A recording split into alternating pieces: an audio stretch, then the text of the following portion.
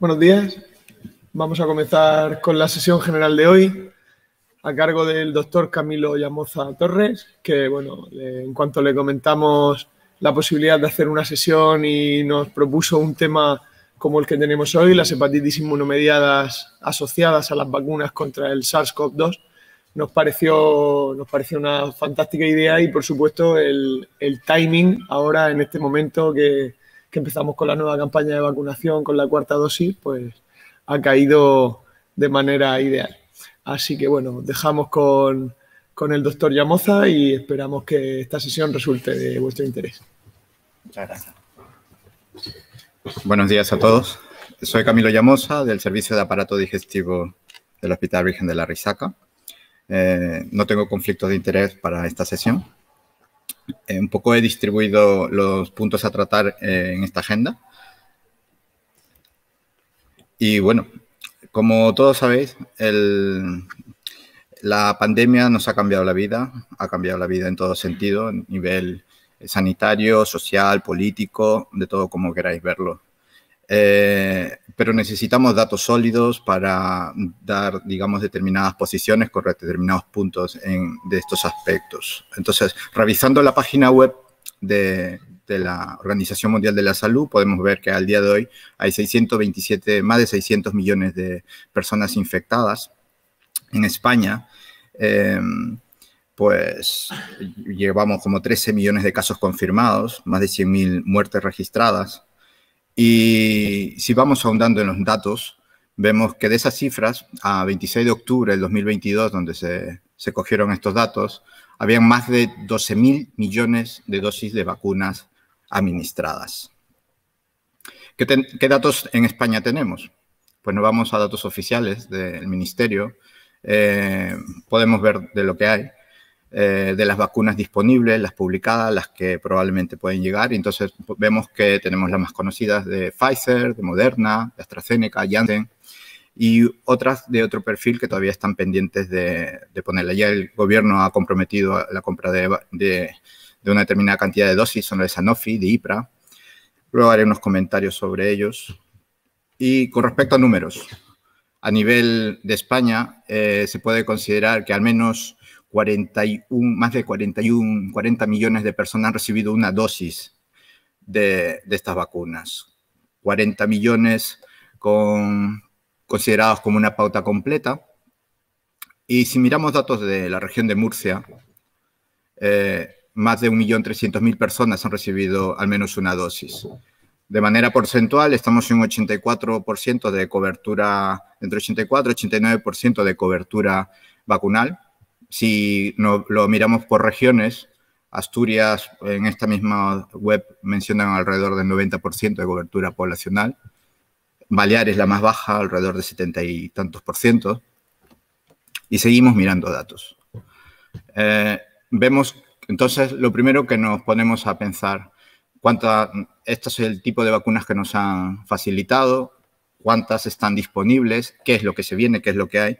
Pues en esta publicación de la propia organización, pues aquí hay un récord de las diferentes fechas de autorizaciones por edades. Aquí tenemos, por ejemplo, la de Pfizer, tenemos la de AstraZeneca, ya vemos de diferentes coberturas, es decir, que utilizan RNA mensajero, que utilizan vectores virales, y así vamos viendo que el abanico se va ampliando. No voy a entrar en esta sesión muy superficial con respecto a eficacia. El objetivo es más que todo dar unas pinceladas con respecto a la seguridad de este tipo de vacunas. Y vemos que el abanico se va ampliando. Ya nos van sonando nombres. Tenemos la de Sinopharm, las chinas, Sinovac, de la India, la Sputnik, la rusa, que no tiene las autorizaciones correspondientes a nivel europeo, están en proceso de financiación y se ya ampliando más. Tenemos Sanofi, ya está aceptado, o sea, tiene las peticiones, los permisos solicitados, pero todavía están con fecha de determinación a confirmar las autorizaciones correspondientes y se van ampliando. Tenemos de diferentes. Y vemos como hay algunas que ya han sido promocionadas, están en las respectivas publicaciones con resultados, entre ellas la IPRA, pero todavía no se cuentan con todos los procesos de evaluación y de autorizaciones, todavía están pendientes. Seguimos dando. Pues, ¿qué tenemos con respecto a las de efectos adversos documentados o puestos en conocimiento del Ministerio? Del periodo del 27 de diciembre al 2020 a 11 de septiembre de 2022 ha habido más de 80.000 notificaciones relacionadas con estas vacunas. Cabe mencionar que un efecto adverso de una medicación no involucra el concepto de efecto secundario o de causalidad. Eso es algo que hay que tener presente y valorar todos los datos en contexto. ¿Qué tipo de efectos secundarios y qué tipo de población es la que está afectada? Pues de efectos secundarios son trastornos generales, como ven a la cabeza, reportados más en segunda línea, efectos asociados al sistema nervioso, al sistema musculoesquelético. Y si vamos viendo, las hepatobiliares van un poco más a la cola. Se han reportado, pero su frecuencia es mínima con respecto a las más conocidas. Desde el punto de vista de asociados a quien se presenta más en hombres y mujeres, en estos datos nacionales, pues vemos que hay una prevalencia, una tendencia al sexo femenino.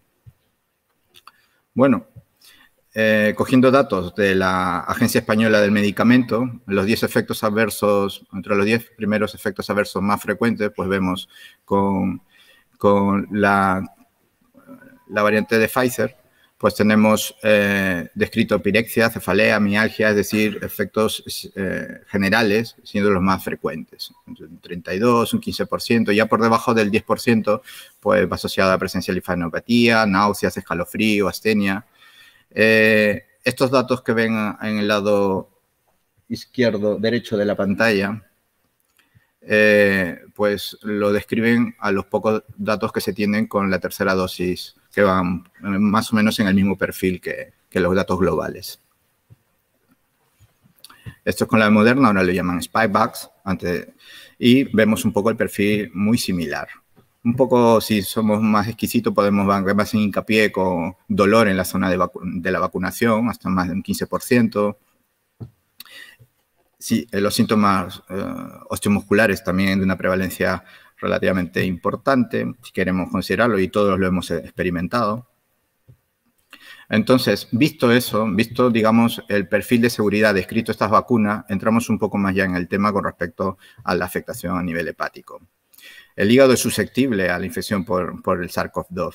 Aquí, esta es una revisión muy buena, publicada en Nature Metabolismo del 2022, en el cual describe en pacientes que han fallecido por infecciones por SARS-CoV-2 la presencia de los receptores de entrada para el SARS-CoV-2 y el propio virus. Acá vemos cómo se tiñen en naranja, marcan la presencia del SARS-CoV-2 y asociado a los propios receptores en la superficie de células hepáticas. ¿Qué entendemos por células hepáticas? Pues las células de Kupffer, los hepatocitos, los propios colangiocitos. Entonces utilizan diferentes receptores de entrada. El más conocido, el AC2, pero hay otros más, el TMPR, el SC2, el SBR1. Y se encuentran en niveles similares que los pulmones. Aunque sabemos que si hablamos desde el punto de vista cuantitativo, el tubo digestivo abarca mucho más, pero estamos hablando a nivel pulmones y a nivel de hígado. Entonces, el tropismo hepático está demostrado para este virus. Eso produce una serie de cambios transcriptómicos asociados como el upregulation del interferón, del JAK-STAT2, que producen también downregulation de procesos metabólicos principalmente relacionados con la glucemia, con los niveles de glucosa. Y cambios ultraestructurales a nivel de los hepatocitos infectados. En esta publicación de Wang, aquí analiza pacientes con COVID severo y lo interesante de esta publicación que hay estudio anatomopatológico en pacientes que han fallecido. Entonces encuentra a nivel de microscopía electrónica y a diferentes niveles la presencia de la estructura SPIKE tanto en los propios hepatocitos, en las mitocondrias, en el retículo endoplasmático, a diferentes niveles. pues a los pacientes que fallecieron, pues se le hace el respectivo estudio histológico. Aquí, obviamente, las causas de muerte no es exclusivamente por un daño hepático dirigidos, prácticamente fallecieron en contexto de un choque hipovolémico. Ven mucha afectación de degradación hepatocitaria con un componente de esteatosis, pero lo relevante de esta publicación es que ya nos da mucha información desde el punto de vista tisular, de tejido, que saben que en el primer año de pandemia la característica, hubo una avalancha de publicaciones, pero pocas publicaciones con respaldo anatomopatológico. Fernando Brill, un colega argentino de la Universidad de Alabama, endocrinólogo, forma parte del Servicio de Medicina Interna. En abril del 2021 hizo la primera, en una carta al editor, menos de un folio, describe el primer caso reportado de una hepatitis autoinmune asociado a una vacuna. Fue una mujer de 35 años, si no me equivoco, que había puérpera reciente. Y bueno, pues reúne una serie de criterios para catalogarla como una hepatitis autoinmune. A partir de allí, hubo un goteo a lo largo de los siguientes 6 meses de reportes de casos aislados de estos fenómenos, algunos en el contexto de pacientes con hepatopatía de base, otros de tipo autoinmune, no necesariamente una hepatitis autoinmune de base, por ejemplo, una colangitis biliar primaria, una colangitis esclerosante, pero hubo un conteo constante de casos que iban reportando. Así que hicimos esto fue realizado a octubre, si no me equivoco, del año pasado, y por ahí llegaban a 20 casos. Nosotros, a propósito de eso, tuvimos que lo comentaré, un caso muy interesante, una paciente recién trasplantada, y eso motivó que nos llamó la atención y motivó la siguiente búsqueda de casos que al final comentaré sobre ellos. Pero ya en un año ha habido, como he dicho, una avalancha un conteo de datos, y esta revisión publicada hace poco, describen un poco de todo el espectro de patología que se puede asociar a nivel hepático. Ven que no es tanto, habría que ver de dónde vienen las comunicaciones, cuál era la prevalencia de la vacuna, o sea, mejor dicho, cuál era el tipo de vacuna que más se administraba en determinados grupos, pero al final las cifras de vacunas están descritas con todas ellas. No hay una preferencia particular por una en especial. Han caído con todas, prácticamente, tanto de RNA mensajero, con vectores virales y otras más. Pues vemos, son 277 casos reportados en avalancha, y vemos la hepatitis autoinmune o hepatitis autoinmune light, como le llaman muchos autores, pues aproximadamente 140 han contabilizado estos autores. Pero hay más: presencia de trombosis de la vena porta, hipertransaminasemias aisladas, una lesión hepática aguda importante, trombosis del eje esplánico. Hay 3 casos de rechazo celular agudo en pacientes trasplantados, solo 3. Ictericias, hay casos de insuficiencia hepática aguda, visceromegalia, hepatomegalia, incluso un caso anecdótico de una porfiria hepática. Entonces vemos que el espectro se va ampliando. ¿Tenemos datos a nivel España? Pues sí, en el Congreso Nacional de Hepatología de la Asociación Española para el Estudio del Hígado, en mayo de este año, este grupo de 9 hospitales presentan los datos de 25 pacientes, 22 de ellos catalogados como una hepatitis autoinmune de novo, de ellos 3 correspondían a reactivación previa, 7 de ellos tenían asociado algún tipo de patología inmune. Un aumento de la frecuencia en mujeres era lo más predominante, con una media edad alrededor de mediana edad de 50 años. Descrito con la mayor prevalencia con esta vacuna. Y de la gravedad de la hepatitis describen 2 casos de hepatitis fulminante. Uno de ellos llegó a trasplante hepático. Lo que quiero decir con estos datos es que lo estamos viendo. No es un repunte de estos casos, pero es algo que ya tiene que ir llamando la atención de por qué está sucediendo eso. Ya sin irnos muy lejos, este último fin de semana ha sido el Congreso Norteamericano de la Sociedad para el Estudio del Hígado, y hay 2 trabajos que me han llamado la atención. Uno, presentado por Robert Fontana, que dirige el grupo de reacciones adversas al Lilling de Norteamérica. Y los autores pertenecen a 4 centros, eso no excluye que vengan de otros más, pero esto es más que todo la comunicación del abstract. Describen de marzo del 2021 a mayo del 2022 15 casos, 5 prospectivos, 10 retrospectivos, 9 asociados a lo que le llaman, a lo de Moderna, 6 a Pfizer, un periodo de latencia medio, una mediana de tiempo de 38, 29 días respectivamente, y ellos catalogan como altamente probable, posible la asociación con este tipo de vacunas. Llaman la atención, acá lo describen, pero en los foros hay de casos que no han del todo reunido sus criterios para incluirlo, ya una proporción importante de pacientes con varios factores de confusión por uso de fármacos o un de perfil de comorbilidad que es relativamente frecuente con estos pacientes. Aquí lo que llama la atención de estos datos, miren el porcentaje de anticuerpos de autoinmunidad positiva para este grupo. Llegan aproximadamente un poco menos del 40%. Y los niveles de inmunoglobulina G, que son uno de los criterios a considerar para estos scores abreviados para catalogar a un paciente con hepatitis autoinmune sin biopsia hepática,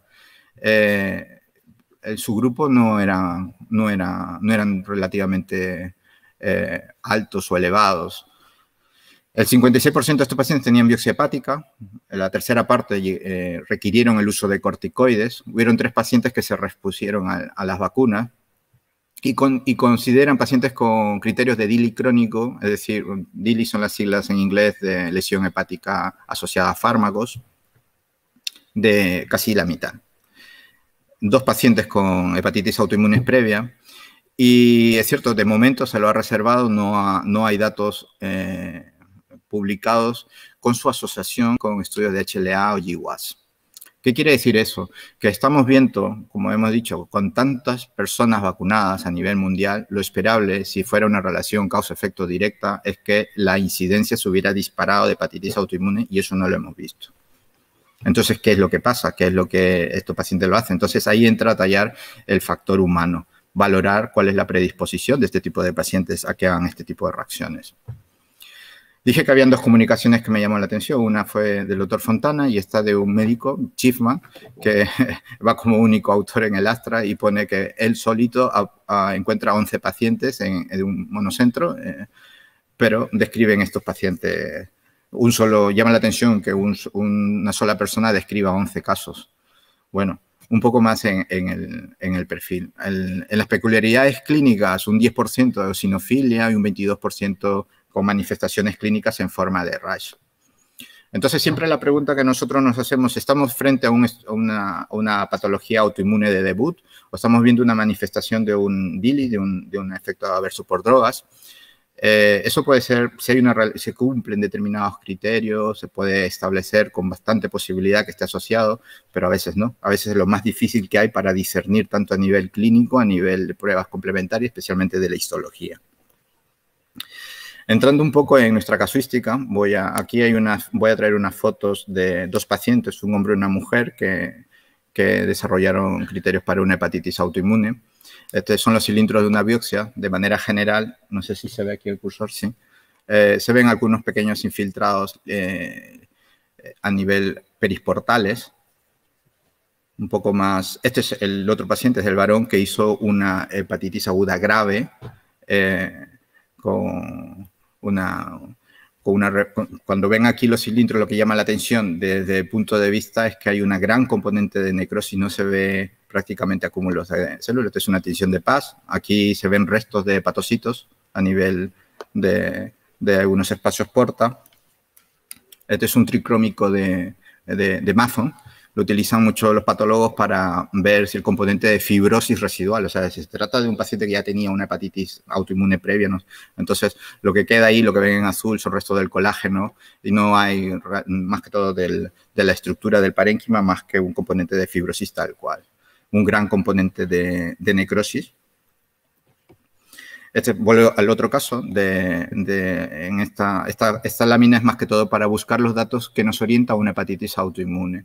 Por ejemplo, vemos aquí lo que sería un espacio porta con un infiltrado alrededor periportal, pero más a lo que los patólogos llaman la superficie de interfase, un infiltrado a nivel que las presencias de estos hallazgos son los que orientan, sugieren hacia un componente de autoinmunidad. No son exclusivos, pero sí se hace prevalente la idea de buscar eso. Y dentro del espacio porta hay menor infiltrado, pero es esto lo que llama la atención. Aquí, por aquí no se ve, no sé si se distingue bien, pueden ver algún eosinófilo aquí, aislado, y algunas células plasmáticas, el patólogo lo describe en esta ubicación. Son datos sugerentes tanto de pacientes que se plantea una hepatitis autoinmune, pero también con datos asociados a hepatotoxicidad por drogas, que entran al diagnóstico diferencial.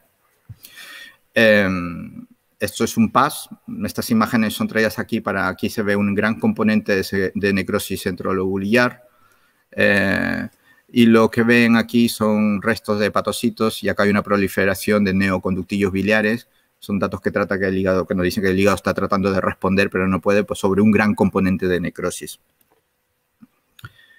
Pues, ¿qué es lo que hemos podido ver aquí en el hospital? Pues, como comenté, en verano del año pasado, pues apareció un caso y pusimos a mirar desde el punto de vista retrospectivo los casos que teníamos y estuvimos un poco más atentos a los que nos reportaban los compañeros o lo que veíamos en las propias consultas.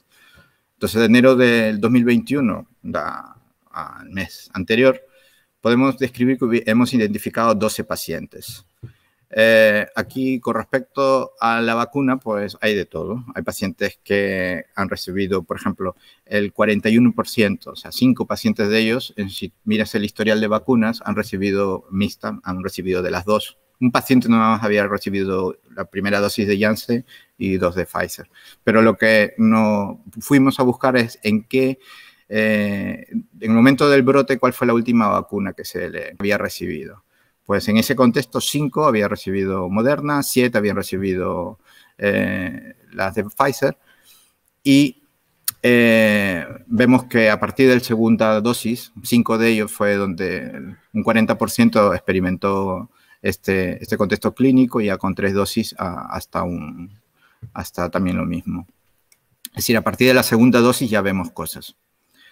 El número de dosis totales que recibió, pues hubieron un paciente que recibió hasta la cuarta dosis. Este único paciente, una persona más o menos de 80 años, pues a nivel de la tercera dosis había experimentado un brote. Es cierto que este paciente tenía una comorbilidad de probablemente una hepatopatía de base.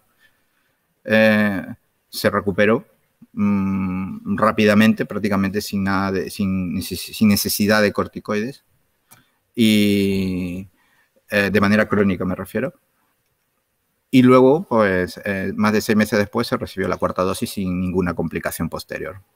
El tiempo de latencia, aproximadamente 45 meses. Vemos acá que se nos dispara el rango, uno hasta diría, ¿y este qué? Esto es un poco un outsider, uno que se sale un poco, pero es cuando un paciente que toleraba, se mira retrospectivamente sus analíticas y ya se veía alteraciones en las transaminasas previas, después de la primera vacuna. Pero lo toleró, no buscó ayuda. Había un hallazgo ahí que se encontró en las analíticas, no se le dio mayor importancia, pero ya después de la segunda dosis fue donde ya hizo una evolución. Por eso el tiempo prolongado, tratando de explicar un poco por qué ese paciente se sale un poco de la mediana. Epidemiológicos, promedio de edad, el perfil de pacientes que hemos visto, mujer de aproximadamente alrededor de los 40 años, pues es el mayor porcentaje de pacientes que pueden cumplir con estas condiciones. 40% de positividad de anticuerpos, también nos llama la atención eso. Y la inmunoglobulina G, pues no son niveles ni 2, ni 3, ni 4, hay pacientes que lo han tenido elevados, pero la mediana pues cae dentro de valores normales. 8 de ellos han sido biopsiados, 8 de ellos tenemos el respaldo histológico de hallazgos compatibles sugerentes de hepatitis autoinmune light. ¿Por qué no digo autoinmune al 100%? Porque como hemos visto, no cumplen del todo algunos, no es lo habitual que encontramos en un tipo de paciente. Si hacemos los scores para hepatitis autoinmune, hay 2, uno del año 99, muy completo, uno de ya a partir del 2000, 2005, más abreviado, que son 5 valores que se utilizan para hacer un score rápido. Llama la atención y lo que recomiendan es que cuando hay dudas diagnósticas con estos pacientes se recurra al score inicial, es más amplio, más prolijo, y estos pacientes tenían aproximadamente entre 14 y 16 puntos dentro de eso. A partir de 10 lo consideraban probable de hepatitis autoinmune. El score de abreviado es de 5 puntos. Es decir, ahí se pueden pasar pacientes. Y bueno, uso de corticoides, casi todos recibieron en algún momento, pero ya llevan varios de ellos más de 6 meses y todavía llevan tratamiento combinado con inmunomodulación, con Imurel y con corticoides a dosis baja. ¿Por qué? Porque no se ha normalizado de todo el perfil bioquímico. Un 33% una comorbilidad autoinmune concomitante y uno de ellos era en el contexto del trasplante hepático. Estamos tratando pendiente de ver la posibilidad de ampliar el estudio correspondiente con un respaldo de estudio de HLA, de GWAS para esta cohorte que tenemos. Y ya para finalizar, ¿por qué hepatitis inmunomediada? Aquí dos publicaciones muy relevantes. Este gráfico que ven aquí, ven en una cohorte europea de centro de referencia de hepatitis autoinmune, ven que en los últimos años no ha habido un aumento de la incidencia de hepatitis autoinmune. ¿No lo ven? Incluso lo que describen es que los esperados pacientes de hepatitis autoinmune están llegando y con retraso, muchas veces con ya pruebas que sugerían el diagnóstico, y eso está sucediendo con diferentes patologías también. Pero no hay un repunte de hepatitis autoinmune en esta época, en esta era post-COVID. La segunda comunicación, estos autores alemanes, con un solo paciente, pero bien estudiado, un varón de 50 años, que después de recibir una primera dosis, a los 10 días empieza con malestar general, a los 20 días hace ictericia y le hacen el estudio, el trabajo diagnóstico y en poco tiempo, en menos de una semana, se va recuperando. Hace una reexposición a la vacuna 3 semanas después y hace otro brote de hepatitis aguda con criterios de este tipo de hepatitis autoinmune y lo llevan a un estudio más ampliado. Tratan de caracterizar a nivel hepático qué es lo que encuentran. Y llama la atención que ven un infiltrado a predominio de linfocitos CD8, ¿qué es lo que pasa en una hepatitis autoinmune habitual? Generalmente la respuesta o el infiltrado inflamatorio es de otro tipo, más asociado a células B, que hay una diferencia, no es lo mismo. Un infiltrado panglobulillar, a predominio obviamente de las zonas clásicas de hepatitis autoinmune, pero el contenido de ese infiltrado es diferente a lo habitual de una hepatitis autoinmune. Estos pacientes responden a tratamientos con corticoides, con inmunomodulación. Los reportes hablan que algunos no es necesario ponerle nada y responden. Otros se le da la oportunidad de critarlo, de destetarlo al poco tiempo y lo consiguen. Ese es un dato más a favor a una hepatotoxicidad.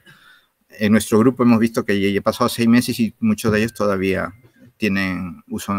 usan tratamientos con inmunomodulación.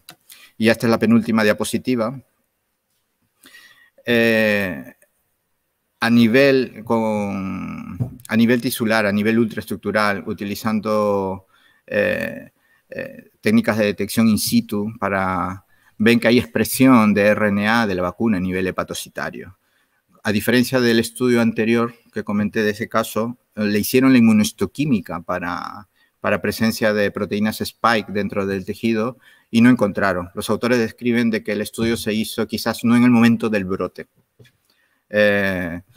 Y por eso salieron negativos. Pero cuando hacen el estudio más detallado encuentran. Y este estudio es esto ha sido publicado hace poco, hace un mes, en el cual se demuestra que hay producción a nivel ultraestructural de derivados de la proteína spike en tejido hepático, en pacientes vacunados, que no hayan pasado la infección.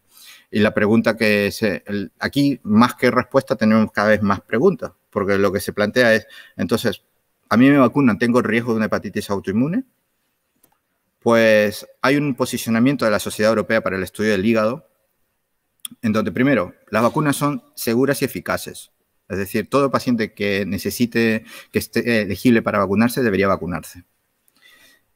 con respecto a este tipo, no hay la suficiente evidencia para demostrar una causalidad, pero sí los datos registrados o los datos publicados en los pacientes que desarrollen fenómenos inmunomediados podrían recibir tratamientos con corticosteroides. Y el resto de alteraciones a nivel esplánico, a nivel portal, son raros eventos después de la vacunación con COVID, incluso después de la propia infección.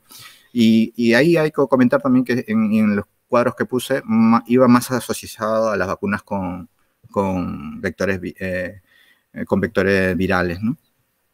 Pero se describe, hay que estar atento, pero no es un motivo suficiente como para negar o contraindicar una vacunación. Muchas gracias.